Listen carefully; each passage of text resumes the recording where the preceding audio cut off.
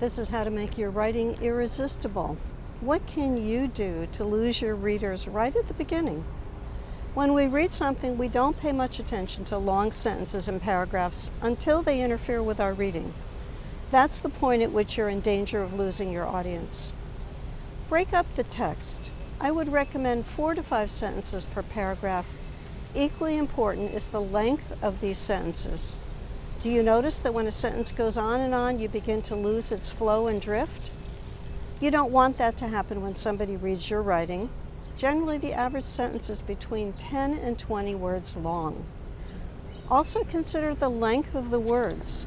Ideally, read everything that you write out loud. This is a good way to know if your sentence is too long. Use subheads. They're crucial in nonfiction.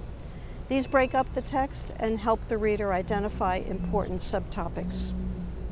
And then use numbered and bulleted lists. These lists present information in easy-to-scan formats. They're necessary if you're giving instructions. If you don't want to write, first you do this and then you do that. Use the simple numbered list. Use italics correctly. Don't italicize large blocks of text. This makes it difficult to read your text. Instead, use italics sparingly to emphasize a word. Get a feel for whether your writing is irresistible by printing out your work. Look at it. Do you see big, dense blocks of type? Get to work. Create inviting spaces with plenty of white space. Give your readers' eyes a break and they'll keep reading. Check out our writing tips on patiyer.com. Come on over.